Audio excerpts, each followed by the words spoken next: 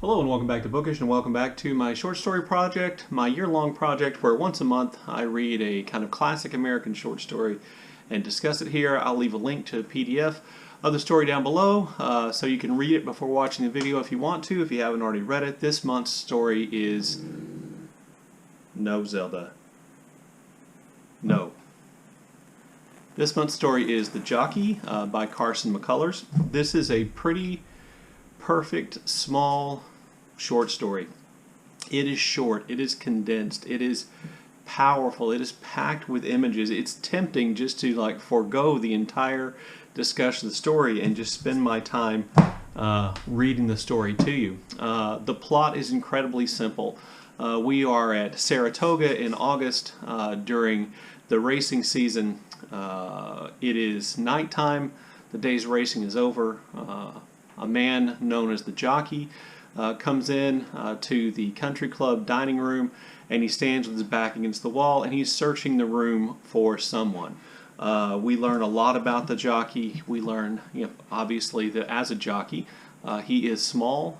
We learn that he is a fastidious dresser, that he dresses in bright, loud clothing, probably really similar to the clothing that the colors and the type of material that jockeys actually wear when riding a horse, and so his clothes actually fit that same kind of color scheme and same kind of materials. We learn that he's a fastidious dresser. We learn that he combs his hair very carefully, and we learn, and he is described then as something that seems to be kind of a joke or a clown or not fully human at some points.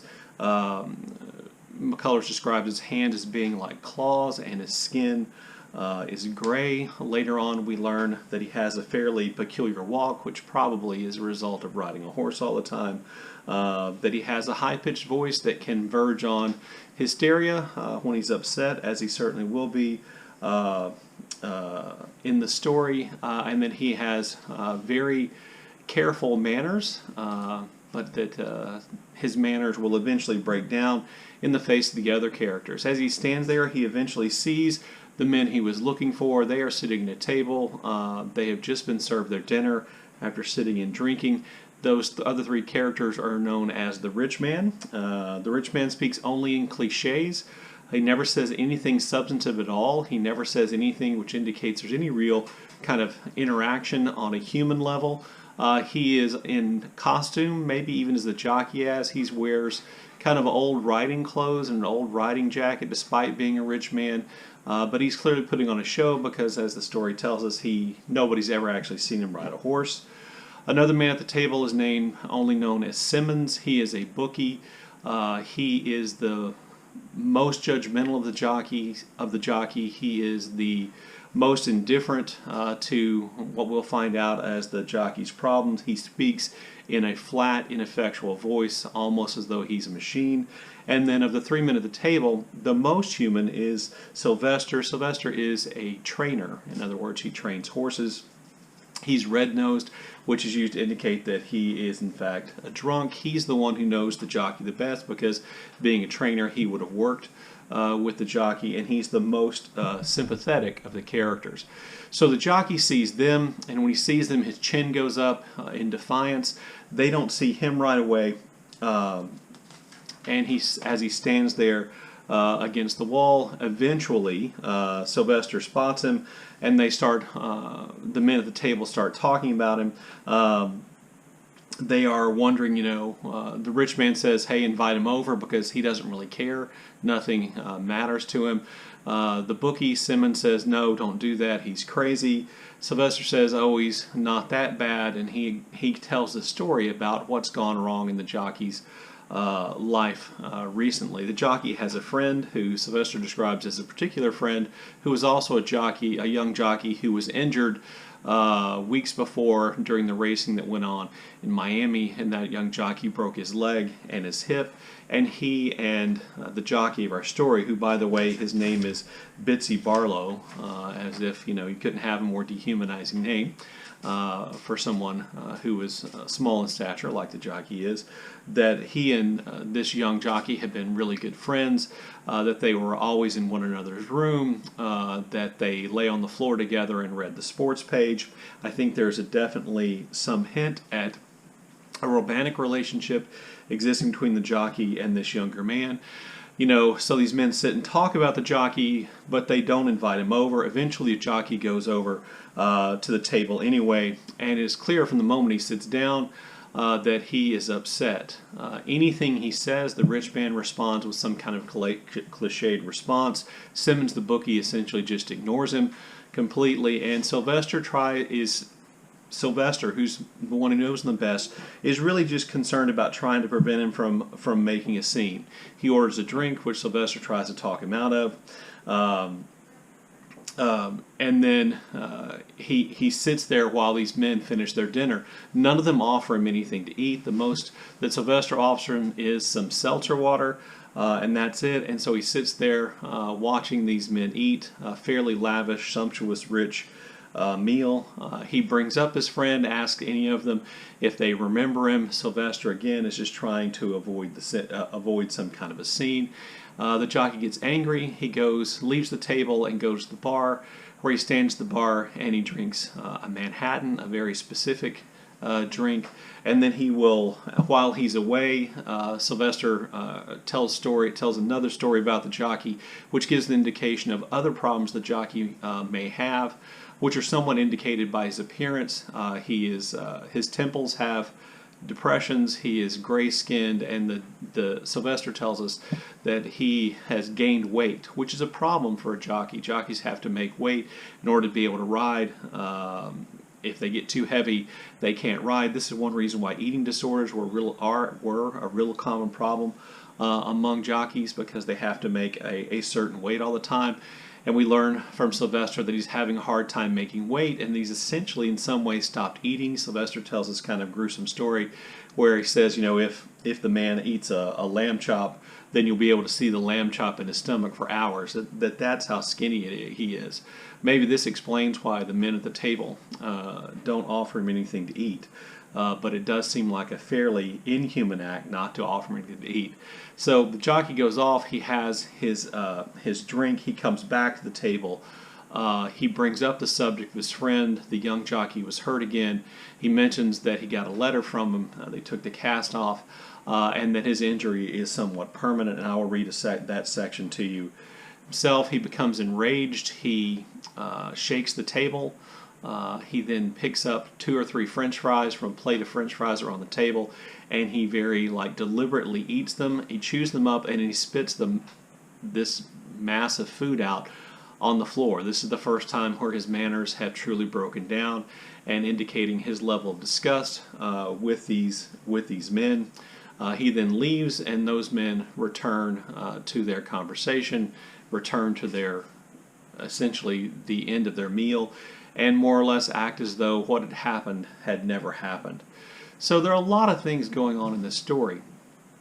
In the beginning of the story, and this is fairly standard stuff you'll find out if you do research in the story, in the beginning of the story, you know, the strangeness of the jockey is what is indicated, what McCullers draws our attention to. The strangeness of his dress, his physical appearance, his behavior is strange, and therefore he, plus with the name Bitsy Barlow, he appears to be being dehumanized. But what we find out over the course of the story is that he is, in fact, the character with the most human traits.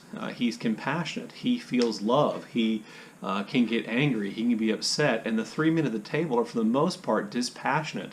They don't seem to care about Bitsy. They don't seem to care about his friend. All they care about is having their meal and going on with their lives, and not having a scene made, and not having to be upset, not having to have their attention drawn then to the suffering of other people. And this is what then makes Bitsy so angry, what makes him angry enough to shake the table. Their refusal to offer him anything to eat also makes him angry, because that would be a normal human gesture. And it's important to understand what these three men are and what they represent. We have a rich man who is, I'm going to take it as a horse owner. We have a bookie who makes money by betting on horses, and we have a trainer who makes money by training horses to win horse races. And all three of those men in some way make money, varying degrees of money, by essentially using the horses and the jockeys to make money. And they don't care any more about the jockeys than they do about the horses, and that is indicated by their reaction to Bitsy and the story of his friend. And this is what makes Bitsy so incredibly angry. So I wanted to read you just one passage. So he's at the table, he's brought up his friend, and Sylvester says, and this is where I'm going to start. "Sure enough, Bitsy," said Sylvester, what makes you act like this? You hear from the kid today?"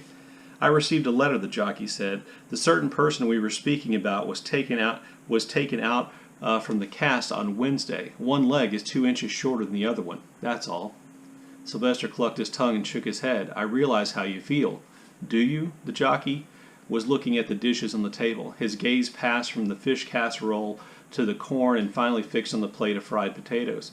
His face tightened, and quickly he looked up again. A rose shattered, and he picked up one of the petals, bruised it between his thumb and forefinger, and put it in his mouth. "Well, those things happen," said the rich man. The trainer and the bookie had finished eating, but there was food left on the serving dishes before their plates. The rich man dipped his buttery fingers in his water glass and wiped them on his napkin. "Well," said the jockey, doesn't somebody want me to pass them something? Or maybe perhaps you desire to reorder. Another hunk of beefsteak, gentlemen? Or—" "Please," said Sylvester, "be reasonable. Why don't you go upstairs?"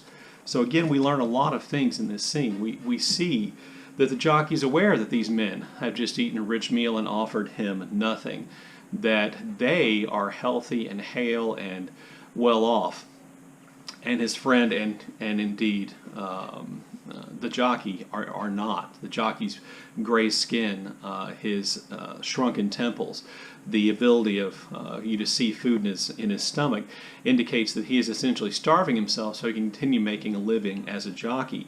Notice one of the first things that struck me in the story that lets you kind of know that the jockey's in a bad place is in the first paragraph. McCullers tells us that he's standing with his back against the wall 3 times in the first paragraph. This is then metaphorical for being, at the end of his tether, essentially being in a situation from which he can't go any further, and that's kind of where he is. And again, the men at the table really don't have any sympathy for him, really don't have any compassion for that situation. Another thing I wanted to bring up is that thing about the rose. Roses are mentioned at least 3 times in the story, and at one point Bitsy is focused on that rose centerpiece, and in this part I read to you, it very specifically says a rose shattered. So I think that is one of the most jarring images in the story, the idea of this rose shattering and then Bitsy picking up one of the petals, bruising it between his fingers and then putting it in his mouth, almost as though he is taking communion. And I definitely think the rose is supposed to be symbolic of his shattered friend, who will never be the same, and of whom he has very strong feelings. And I mentioned there's this kind of hint of a possibility of a romance between Bitsy and this other jockey friend of his. There's also a hint of a romance between 2 women in the story. Twice in the story, we see the jockey watch 2 women who McCullers describes to us as dressed in flannel pants and blazers, who walk into the bar arm in arm, and then when they're in the bar, they stand and drink facing one another, relatively close together. There are these undertones of the story, which I found to be incredibly interesting. Anyway, I think the overall kind of message of the story is about humanity and how we view humanity and what makes somebody human. Is what makes somebody human being like the rest of us, or is what makes somebody human their ability to care and have compassion? Is one of those things that makes us inhuman monsters, the using of other people. as the bookie and the horse and the rich man and the trainer do, or is our ability to love other people what really makes us human? And that's a lot for a story that really only covers 5 or 6 pages in a relatively small version of the book. Anyway, I feel like I ended up rambling there at the end, and I hope I said everything I wanted to say. Love to hear your thoughts about the story in the comment section below, and as always, thank you for watching.